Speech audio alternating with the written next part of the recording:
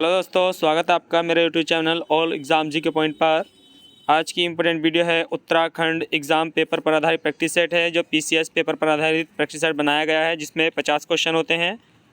लगभग कुछ क्वेश्चन आपसे ही मालूम किए जाते हैं, तो वीडियो को शेयर कर दीजिए। भी सभी जो चैनल पर पहली बार हो चैनल को सब्सक्राइब कर लेंगे। सभी का स्वागत है आपका लाइव क्लास में। नमस्कार। और देखिए भाई, पढ़ाई से संबंधित ही कमेंट्स करेंगे। अगर कोई फालतू कमेंट्स करता है तो उसे हाथों हाथ ब्लॉक कर दिया जाएगा, ठीक है।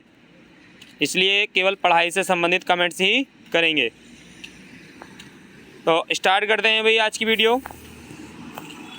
पहला क्वेश्चन है, निम्न में से कौन सा युग्म सही सुमेलित है? निम्न में से कौन सा युग्म सही सुमेलित है? सही बताना है भाई। ए ऑप्शन है जिम कॉर्बेट, राजनीतिज्ञ। बी ऑप्शन है बी डी पांडे, इतिहासकार। सी ऑप्शन है ई टी एटकिंसन, कलाकार। और डी ऑप्शन है मोहन उप्रेती, अभियंता। बताइए जल्दी भाई। तो देखिए, इसका सही आंसर हो जाएगा। देखिए यहाँ पर जो मालूम कर रहा है वो सही सुमेलित है, यानी कि इसमें 3 गलत हैं और 1 सही है। तो सही कौन सा वाला हो जाएगा भाई? देखिए, बद्री दत्त पांडे क्या है? इतिहासकार है भाई। बाकी सारे गलत दे रखे हैं यहाँ पर, ठीक है। नेक्स्ट क्वेश्चन देखिए, रीजनिंग का क्वेश्चन आ गया भाई, और रिपीट क्वेश्चन है। पिछली वीडियो में भी था शायद क्वेश्चन। निम्नलिखित पैटर्न में प्रश्नवाचक चिन्ह के स्थान पर उचित संख्या छांटिए। तो जल्दी जल्दी बताइए भाई, कौन सा सही हो जाएगा इसमें? जल्दी जल्दी बताएंगे। प्रश्नवाचक चिन्ह के स्थान पर बताना है भाई। अगर आपको 2 का पता है किस तरीके से आया है तो तीसरा अंक आप आसानी से निकाल देंगे।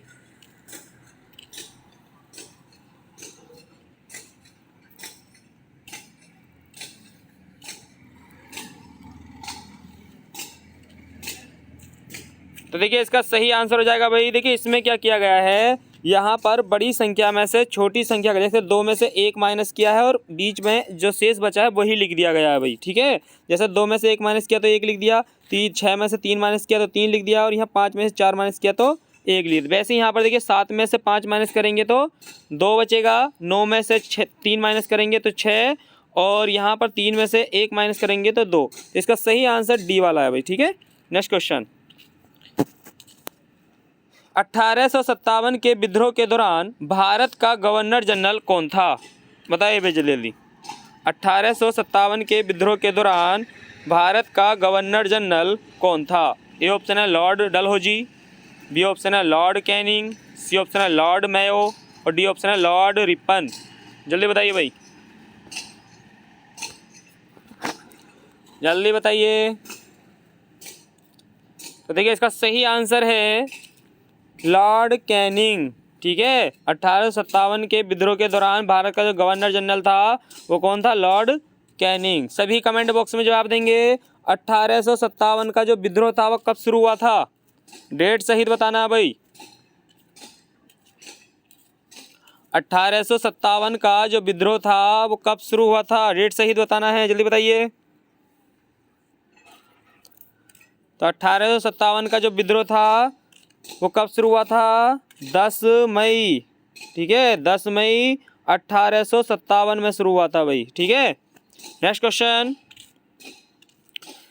कलकत्ता, बम्बई और मद्रास में उच्च न्यायालयों की स्थापना की गई थी। बताइए भाई, कब की गई थी? 3 हाई कोर्ट बने थे भारत में। बताइए कौन कौन से और कब बने थे? देखिए, कौन कौन से बने थे? कलकत्ता, बम्बई और मद्रास बने थे, और कब बने थे? ए ऑप्शन है 1935, बी ऑप्शन है 1919, सी ऑप्शन है 1862, और डी ऑप्शन है 1861। बताइए जल्दी भाई, जल्दी बताइए। बहुत ही आसान है। देखिए, इसका सही आंसर है, जिसका सी है वो सही है भाई। 1862 में 3 हाई कोर्ट बने थे। अगर इन 3 में मालूम करता है कि सबसे पुराना हाई कोर्ट कौन सा है तो कलकत्ता हाई कोर्ट है भाई। भाई तीनों एक साथ बने थे, 1862 में बने थे, लेकिन सबसे पहले कौन सा बन गया था? कलकत्ता हाई कोर्ट बन गया था। इसलिए सबसे पुराना high court Calcutta high court है भाई, ठीक है। और 1862 में स्थापित किए गए थे। अगर आपसे मालूम किया जाता है कि किस एक्ट के द्वारा, तो 1861 के एक्ट के द्वारा एक गठित किए गए थे। सभी कमेंट बॉक्स में जवाब देंगे भाई, सभी कमेंट बॉक्स में जवाब देंगे। क्षेत्रफल की दृष्टि से भारत का सबसे बड़ा हाई कोर्ट कौन सा है, जल्दी बताइए। क्षेत्रफल की, क्षेत्राकार, ठीक है, क्या कहते हैं, क्षेत्राकार कह सकते हैं हम, ठीक है, क्योंकि काफ़ी चीज़ें उसमें शामिल है। क्षेत्राकार की दृष्टि से भारत का सबसे बड़ा हाई कोर्ट कौन सा है, जल्दी कमेंट बॉक्स में जवाब दीजिए, जल्दी बताइए भाई। भारत का सबसे बड़ा हाई कोर्ट क्षेत्राधिकार की दृष्टि से, ठीक है, सबसे बड़ा high court Guwahati high court है भाई, ठीक है। कौन सा है, गुवाहाटी, कौन सा है भाई, असम, गुवाहाटी हाई कोर्ट है क्षेत्राधिकार की दृष्टि से, क्योंकि इसमें देखिए अरुणाचल प्रदेश, नागालैंड और असम, मिजोरम, ठीक है, ये वाले क्षेत्र आते हैं। लेकिन इलाहाबाद हाई कोर्ट नहीं होगा भाई, देखिए इलाहाबाद जो हाई कोर्ट है वो, अगर देखिए सिंपल क्वेश्चन आता है कि भारत का सबसे बड़ा हाई कोर्ट, तो इलाहाबाद हाई कोर्ट है। और आता है अगर न्यायाधीशों की दृष्टि से सबसे बड़ा हाई कोर्ट, तो भी इलाहाबाद है, क्योंकि न्यायाधीशों की संख्या कितनी है, लगभग 95 न्यायाधीश हैं इलाहाबाद हाई कोर्ट में, तो ये न्यायाधीशों की दृष्टि से सबसे बड़ा हाई कोर्ट है। लेकिन क्षेत्राकार की दृष्टि से गुवाहाटी हाई कोर्ट है। नेक्स्ट क्वेश्चन, भारतीय इतिहास में अलकनंदा को दूसरा नाम क्या है, बताइए भाई जल्दी। भारतीय इतिहास में अलकनंदा को और किस नाम से जाना जाता है। ए ऑप्शन है हिरण्यवती, बी ऑप्शन है भिलंगना, सी ऑप्शन है बाण गंगा और डी ऑप्शन है इनमें से कोई नहीं, बताइए भाई। अलकनंदा का दूसरा नाम क्या है भाई। देखिए इसका सही आंसर है, जिसका ए है वो सही है भाई, हिरण्यवर्ती। देखिए हिरण्यवर्तनी भी कहा जाता है या हिरण्यवती भी कहा जाता है अलकनंदा को। और अलकनंदा का एक नाम और मिलता है, बताइए जल्दी भाई। अलकनंदा का एक नाम और मिलता है बहू, ठीक है, बहू, सास बहू का संगम, देवप्रयाग, ठीक है, तो भागीरथी सास और अलकनंदा बहू।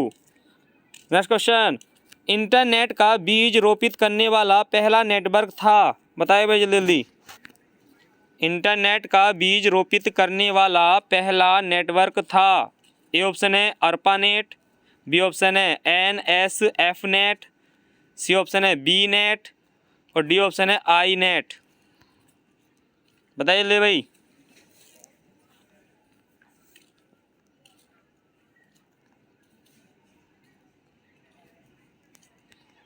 जल्दी बताइए। तो देखिए सबसे पहला जो नेटवर्क था अर्पानेट, ये वाला आंसर इसका सही है। नेक्स्ट क्वेश्चन, गुरु के समीप रहकर अध्ययन करने वाला के लिए एक शब्द है। ए ऑप्शन है आश्रमवासी, बी ऑप्शन है विद्यार्थी, सी ऑप्शन है अंतेवासी और डी ऑप्शन है शिष्य, बताइए जल्दी भाई। गुरु के समीप रहकर अध्ययन करने वाला के लिए एक शब्द है, जल्दी बताइए। देखिए ये जो प्रैक्टिस सेट है आपको फ्री में मिलता है, इसके लिए आपको कोई भी चार्ज देने की आवश्यकता नहीं पड़ती है। लेकिन इन्हीं क्वेश्चनों के लिए आपसे कुछ लोग चार्ज भी वसूल सकते हैं, तो आप चैनल के साथ जुड़े रहें, आपको और भी क्वेश्चन मिलते रहेंगे। जल्दी बताइए। तो देखिए इसका सही आंसर है भाई अंतेवासी, सी वाला आंसर सही है इसका, ठीक है। गुरु के समीप अध्ययन करने वाला के लिए एक शब्द क्या है भाई, अंतेवासी। नेक्स्ट क्वेश्चन है अल्मोड़ा मुद्रा का संबंध किस साम्राज्य से है। ए ऑप्शन है मौर्य, बी ऑप्शन है कुलिंद, सी ऑप्शन है अशोक, डी ऑप्शन है शाह, बताइए जल्दी भाई, जल्दी बताइए। अल्मोड़ा मुद्रा का संबंध किस साम्राज्य से है, जल्दी जल्दी कमेंट बॉक्स में जवाब दीजिए। इसका सही आंसर है बी वाला कुलिंद, ठीक है। अल्मोड़ा प्रकार की मुद्राएं किससे संबंधित है, कुलिंदों से संबंधित है भाई। नेक्स्ट क्वेश्चन, रानीखेत पर्वत श्रेणी कहाँ स्थित है। रानीखेत पर्वत श्रेणी कहाँ पर स्थित है। ए ऑप्शन है ट्रांस हिमालय में, बी ऑप्शन है बृहद हिमालय में, सी ऑप्शन है मध्य हिमालय में और डी ऑप्शन है उपरोक्त में से कोई नहीं, जल्दी बताइए, बताइए भाई जल्दी जल्दी। रानीखेत पर्वत श्रेणी, तो देखिए इसका सही आंसर हो जाएगा रानीखेत पर्वत श्रेणी कहाँ पर स्थित है, तो इसका सही आंसर है सी वाला, मध्य हिमालय में भाई। ठीक है, कहाँ स्थित है ये? मध्य हिमालय में है। नेक्स्ट क्वेश्चन, कमलेश्वर मंदिर निम्न में से किस स्थान पर स्थित है? ए ऑप्शन है श्रीनगर, बी ऑप्शन है रुड़की, सी ऑप्शन है काशीपुर, डी ऑप्शन है धारचूला। बताइए भाई जल्दी। कमलेश्वर मंदिर, जल्दी बताइए। कमलेश्वर मंदिर निम्न में से किस स्थान पर स्थित है? जल्दी बताइए भाई। श्रीनगर, रुड़की, काशीपुर, धारचूला। देखिए कहाँ पर है ये? जिसका ए है सही है भाई, श्रीनगर में है भाई कमलेश्वर मंदिर। नेक्स्ट क्वेश्चन, चरक किसके दरबार में प्रसिद्ध चिकित्सक था? बताइए भाई जल्दी। चरक संहिता भी इन्होंने ही लिखी है, बताइए जल्दी। चरक किसके दरबार में प्रसिद्ध चिकित्सक था? ए ऑप्शन है हर्ष, बी ऑप्शन है चंद्रगुप्त मौर्य, सी ऑप्शन है अशोक और डी ऑप्शन है कनिष्क। जल्दी बताइए, जल्दी बताइए भाई, इतना समय नहीं है। देखिए इसका सही आंसर है कनिष्क, डी वाला आंसर सही है। चरक किसके दरबारी कवि? देखिए जो चरक था किसका चिकित्सक था? कनिष्क का था भाई। ठीक है, इसका डी वाला आंसर सही है। चरक ने ही चरक संहिता लिखी थी। नेक्स्ट क्वेश्चन, हर्षवर्धन अपनी धार्मिक सभा कहाँ किया करता था? देखिए हर्षवर्धन प्रत्येक 5 वर्ष में एक धर्म सभा का आयोजन किया करता था भाई। ठीक है, जो आगे चल के कुंभ मेले के रूप में परिवर्तित हुआ, इसलिए हर्षवर्धन को ही कुंभ मेले का जनक माना जाता है। तो हर्षवर्धन अपनी धार्मिक सभा कहाँ किया करता था? ए ऑप्शन है मथुरा में, बी ऑप्शन है प्रयाग में, सी ऑप्शन है वाराणसी में और डी ऑप्शन है ताम्रलिप्त में। जल्दी बताइए, हर्षवर्धन अपनी धार्मिक सभा कहाँ किया करता था? जल्दी बताइए। तो देखिए इसका सही आंसर है बी वाला, प्रयाग में। ठीक है, ये अपनी धार्मिक सभा जो करता था कहाँ करता था? प्रयाग में करता था भाई। नेक्स्ट क्वेश्चन, गांधार कला का संबंध गांधार कला किस काल में विकसित हुई थी? ए ऑप्शन है गुप्त काल में, बी ऑप्शन है मौर्य काल में, सी ऑप्शन है सातवाहन के काल में और डी ऑप्शन है कुषाण काल में। बताइए जल्दी भाई, गांधार कला किस काल में विकसित हुई थी? गांधार कला किस काल में विकसित हुई थी? जल्दी बताइए। तो गांधार कला किस काल में विकसित हुई थी? जिसका डी है सही है भाई, कुषाण काल में विकसित हुई थी भाई गांधार कला। सभी कमेंट बॉक्स में जवाब देंगे। मेगास्थनीज किसके शासन काल में भारत आया था? जल्दी बताइए, मेगास्थनीज किसके शासन काल में भारत आया था? जल्दी कमेंट बॉक्स में जवाब दीजिए सभी। तो मेगास्थनीज किसके शासन काल में भारत आया था भाई? चंद्रगुप्त मौर्य के शासन काल में आया था भाई मेगास्थनीज। में से मौर्य। ठीक है, तो चंद्रगुप्त मौर्य के शासन काल में आया था भाई मेगास्थनीज। नेक्स्ट क्वेश्चन, निम्नलिखित में से वह व्यक्ति कौन है जिसका नाम देव नाम प्रियदर्शी भी था? बताइए भाई जल्दी। निम्न में से वह व्यक्ति कौन है जिसका नाम देव नाम पिया, देखिए पिया लिखना है, प्रिय है यहाँ पर। ठीक है, प्रियदर्शी। ठीक है, प्रियदर्शी भी था। प्रियदर्शी भी आता है लिखा हुआ। बताइए जल्दी भाई, ए ऑप्शन है, जल्दी बताइए, मौर्य राजा अशोक, बी ऑप्शन है मौर्य राजा चंद्रगुप्त मौर्य, सी ऑप्शन है गौतम बुद्ध और डी ऑप्शन है भगवान महावीर। जल्दी बताइए।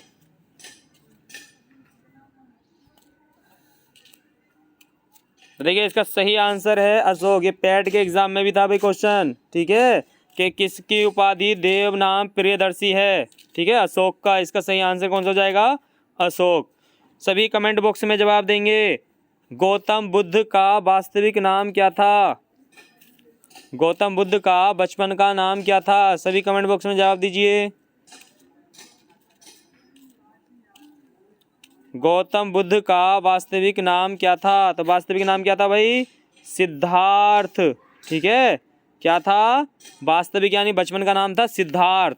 और महावीर स्वामी के पिता का नाम क्या था? उनके पिता का नाम भी क्या था, सिद्धार्थ ही था भाई। ठीक है, महावीर स्वामी के पिता का नाम सिद्धार्थ था और गौतम बुद्ध के बचपन का नाम सिद्धार्थ था। नेक्स्ट क्वेश्चन, निम्नलिखित में से कनिष्क के समकालीन कौन थे? कनिष्क के समकालीन बताना है भाई आपको। ए ऑप्शन है कंबन, बाणभट्ट, अश्वघोष। बी ऑप्शन है आपका नागार्जुन, अश्वघोष, वासुमित्र। सी ऑप्शन है अश्वघोष, कालिदास, बाणभट्ट। और डी ऑप्शन है कालिदास, कंबन, वासुमित्र। बताइए जल्दी भाई। तो अशोक के समकालीन कौन थे, जल्दी बताइए। सॉरी, कनिष्क के, अशोक का नाम आ रहा है यहाँ पर। कनिष्क के समकालीन कौन थे, जल्दी बताइए। नागार्जुन, अश्वघोष, वासुमित्र, अश्वघोष, कालिदास, बाणभट्ट, कालिदास, कंबन, वासुमित्र, कंबन, बाणभट्ट, अश्वघोष। जल्दी बताइए।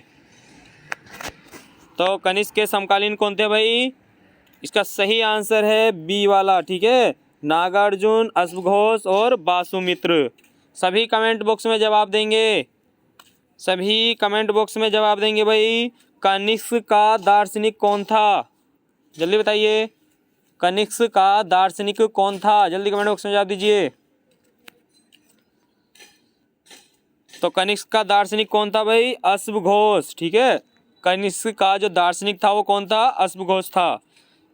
नेक्स्ट क्वेश्चन, महाबलीपुरम के रथों का निर्माण, यानी कि महाबलीपुरम के रथ मंदिरों का निर्माण किसके शासनकाल में हुआ था? बताइए भाई जल्दी। महाबलीपुरम के रथ मंदिरों का निर्माण किसके शासनकाल में हुआ था? ए ऑप्शन है पालों के, बी ऑप्शन है चोलों के, सी ऑप्शन है राष्ट्रकूटों के और डी ऑप्शन है पल्लवों के। बताइए जल्दी भाई, जल्दी बताइए।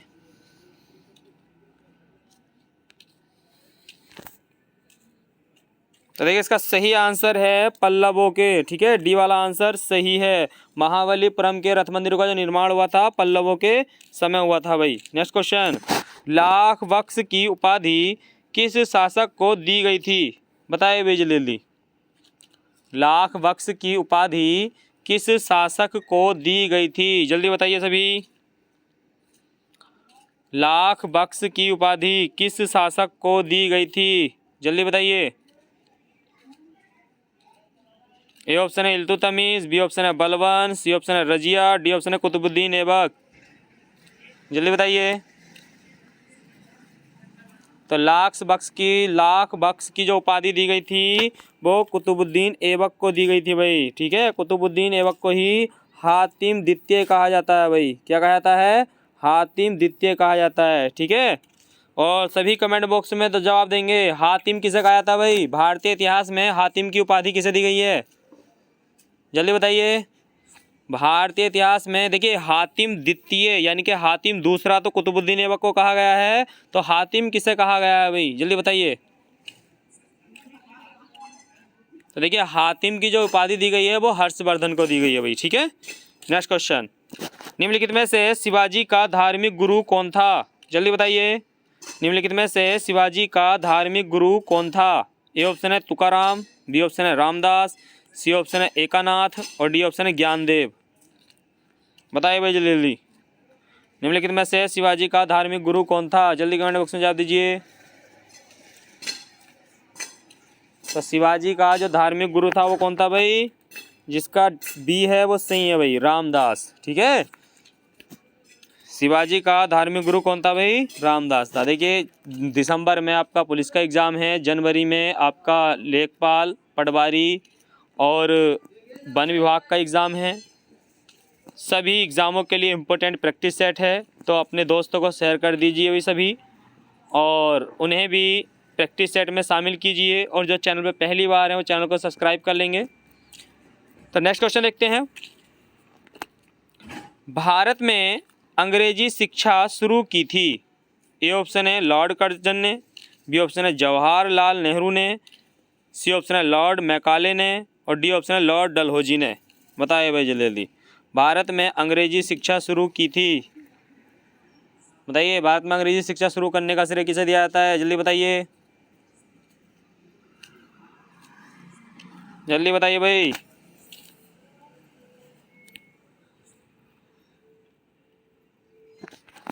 जल्दी बताइए, भारत में अंग्रेजी शिक्षा शुरू करने का श्रेय किसे दिया जाता है? जल्दी बताइए।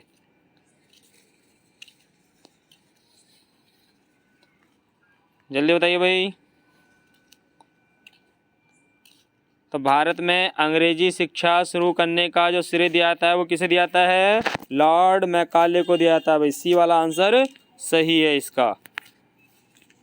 नेक्स्ट क्वेश्चन, उत्तर प्रदेश एवं मध्य प्रदेश राज्य में संयुक्त राजघाट नदी घाटी परियोजना लागू की गई है। आपको बताना है भाई, ये जो राजघाट नदी घाटी परियोजना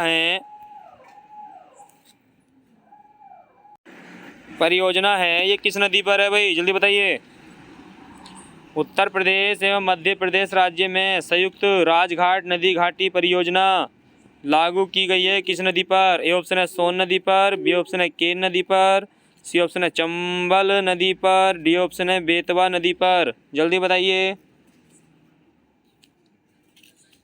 देखिए इसका सही आंसर है भाई, जिसका डी है वो सही है भाई, ठीक है, बेतवा नदी पर। नेक्स्ट क्वेश्चन, तपोवन और विष्णुगढ़ जल विद्युत परियोजना कहाँ अवस्थित हैं? ए ऑप्शन है उत्तर प्रदेश, बी ऑप्शन है मध्य प्रदेश, सी ऑप्शन है उत्तराखंड और डी ऑप्शन है राजस्थान। बताइए भाई जल्दी जल्दी। तपोवन और विष्णुगढ़ जल विद्युत परियोजना कहाँ अवस्थित हैं? जल्दी बताइए। ए ऑप्शन है उत्तर प्रदेश, मध्य प्रदेश, उत्तराखंड, राजस्थान। जल्दी बताइए। ठीक है, इसका सही आंसर है उत्तराखंड, ठीक है। तपोवन कहाँ है भाई? उत्तराखंड में। और विष्णुगढ़ भी कहाँ है? उत्तराखंड में ही है भाई, ठीक है। तो इसका सी वाला आंसर सही है। नेक्स्ट क्वेश्चन है, मेघदूत काव्य में निम्न में से किसका वर्णन किया गया है? मेघदूत काव्य में निम्न में से किसका वर्णन किया गया है? ए ऑप्शन है कड़वाश्रम, बी ऑप्शन है कनखल, सी ऑप्शन है कल्पेश्वर और डी ऑप्शन है कालसी। इंपॉर्टेंट क्वेश्चन रहेगा भाई, वेरी वेरी इंपॉर्टेंट क्वेश्चन है, ऐड कर लेना इसे कॉपी में। मेघदूत काव्य में निम्न में से किसका वर्णन किया गया है? जल्दी बताइए। मेघदूत काव्य में किसका वर्णन किया गया है? जल्दी बताइए, जल्दी बताइए भाई, इतना समय नहीं है। तो मेघदूत काव्य में किसका वर्णन किया गया है? देखिए कड़वाश्रम का नहीं है भाई, वो अभिज्ञान शकुंतलम है, ठीक है, वो कालिदास की अभिज्ञान शकुंतलम है। इसका सही आंसर है बी वाला, कनखल का उल्लेख मिलता है मेघदूतम में भाई। नेक्स्ट क्वेश्चन, शाह पदवी प्रयोग करने वाला गढ़वाल का प्रथम शासक कौन था? बताइए भाई जल्दी जल्दी। शाह पदवी प्रयोग करने वाला गढ़वाल का प्रथम शासक कौन था? ए ऑप्शन है बलभद्र शाह, बी ऑप्शन है मानवेंद्र शाह, सी ऑप्शन है सुदर्शन शाह और डी ऑप्शन है कीर्ति शाह। बताइए भाई जल्दी जल्दी बताइए। शाह की उपाधि लेने वाला पहला पवार शासक, इसका सही आंसर है, जल्दी बताइए। देखिए जिसका ए है सही है भाई, बलभद्र शाह, ठीक है। विधिवत रूप से जो पहली उपाधि धारण की थी वो बलभद्र शाह ने ही उपाधि धारण की थी, इसलिए बलभद्र शाह। देखिए बलभद्र के बाद सभी जो पवार शासक रहे सब ने शाह की उपाधि अपने नाम के बाद लगाई थी, यानी कि अपने नाम के साथ क्या लगाते थे? शाह लगाते थे। सभी कमेंट बॉक्स में जवाब देंगे भाई, सभी कमेंट बॉक्स में जवाब देंगे। सुदर्शन शाह, सुदर्शन शाह ने टिहरी नगर कब बसाया था? जल्दी बताइए। सुदर्शन शाह ने टिहरी नगर कब बसाया था? जल्दी बताइए। तो सुदर्शन शाह ने टिहरी कब बसाया था भाई? 1815 ईस्वी में भाई, ठीक है, 1815 ईस्वी में बसाया था। नेक्स्ट क्वेश्चन, निम्नलिखित में से बृहद हिमालय के मूल निवासी कौन हैं? ए ऑप्शन है राजी, बी ऑप्शन है भोटिया, सी ऑप्शन है जौनसारी, डी ऑप्शन है थारू। बताइए भाई जल्दी जल्दी। निम्नलिखित में से बृहद हिमालय के मूल निवासी कौन हैं? राजी, भोटिया, जौनसारी, थारू। जल्दी कमेंट बॉक्स में जवाब दीजिए। जल्दी कमेंट बॉक्स में जवाब दीजिए भाई। राजी, भोटिया, जौनसारी, थारू। निम्नलिखित में से वृद्ध हिमालय के मूल निवासी कौन हैं? जल्दी बताइए। तो जिसका बी है सही है भाई, भोटिया। ठीक है, नेक्स्ट क्वेश्चन। निम्नलिखित में से उत्तराखंड की सबसे पुरानी नहर कौन सी है? निम्नलिखित में से उत्तराखंड की सबसे पुरानी नहर कौन सी है? ए ऑप्शन है ऊपरी गंगा नहर, बी ऑप्शन है पूर्वी गंगा नहर, सी ऑप्शन है राम गंगा नहर और डी ऑप्शन है शारदा नहर। बताइए भाई जल्दी जल्दी। निम्नलिखित में से उत्तराखंड की सबसे पुरानी नहर कौन सी है? जिसका ए है सही है भाई। ठीक है, लगभग सभी के जवाब सही थे यहाँ पर, ऊपरी गंगा नहर। Next question. मक्का उत्पादन में उत्तराखंड राज्य का कौन सा जिला प्रथम स्थान पर है? मक्का उत्पादन में उत्तराखंड राज्य का कौन सा जिला प्रथम स्थान पर है? ए ऑप्शन है पिथौरागढ़, बी ऑप्शन है उधम सिंह नगर, सी ऑप्शन है नैनीताल और डी ऑप्शन है देहरादून। बताइए भाई जल्दी जल्दी। मक्का उत्पादन में उत्तराखंड राज्य का कौन सा जिला प्रथम स्थान पर है? जल्दी बताइए। पिथौरागढ़, उधम सिंह नगर, नैनीताल, देहरादून। जल्दी बताइए। तो मक्का उत्पादन में पहला कौन सा है भाई? देखिए डी वाला आंसर सही है, देहरादून। ठीक है, मक्का उत्पादन में उत्तराखंड राज्य का कौन सा जिला प्रथम स्थान पर है? देहरादून। Next question. निम्नलिखित में से दक्षिण पूर्व एशिया का सबसे पहला राष्ट्रीय पार्क कौन सा है? ए ऑप्शन है Rajaji National Park, B option है मानस, सी ऑप्शन है कॉर्बेट नेशनल पार्क और डी ऑप्शन है साइलेंट वैली। देखिए यहाँ पर बात कर रहा है भाई दक्षिण पूर्व एशिया। ठीक है, दक्षिण पूर्व एशिया का सबसे पहला राष्ट्रीय पार्क कौन सा है? तो दक्षिण पूर्व राष्ट्रीय एशिया का पहला पार्क कौन सा है? सी वाला आंसर सही है भाई, कॉर्बेट नेशनल पार्क ही है। ठीक है, नेक्स्ट क्वेश्चन।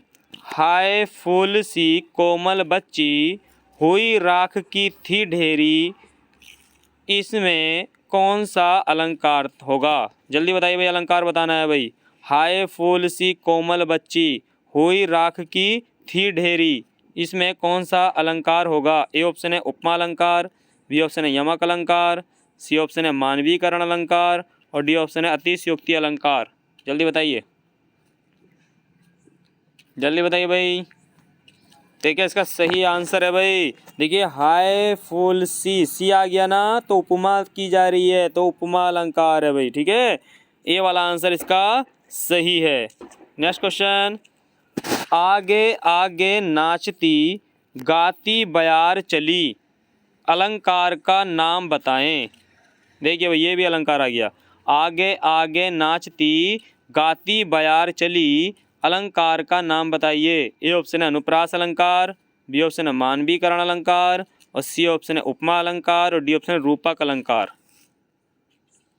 बताइए जल्दी भाई, जल्दी बताइए। आगे आगे नाचती गाती बयार चली। देखिए यहाँ पर देखिए आपको पता होना चाहिए बयार का अर्थ क्या होता है? हवा। ठीक है, तो हवा कोई महिला तो है नहीं जो नाचती गाती जाएगी, तो कौन सा हो गया? मानवीकरण अलंकार। बी इसका ख वाला आंसर यानी कि बी वाला आंसर सही है, मानवीकरण अलंकार है भाई। ये थे दोस्तों लगभग 50 क्वेश्चन जो उत्तराखंड एग्ज़ाम पेपर पर आधारित प्रैक्टिस सेट में आपके लिए बनाए गए थे। यूके पीसीएस पर आधारित क्वेश्चन हैं। वीडियो को सभी शेयर कर दीजिए भाई, और जो चैनल पे पहली बार है चैनल को सब्सक्राइब कर लेंगे, क्योंकि डेली 50 क्वेश्चन मिलते हैं लगभग, जो कुछ मौखिक रूप से बताए जाते हैं और कुछ आप लोगों से मालूम किए जाते हैं। मिलते हैं नेक्स्ट प्रैक्टिस सेट में रात्रि 9 बजे लाइव क्लास में। सभी का थैंक यू, गुड नाइट।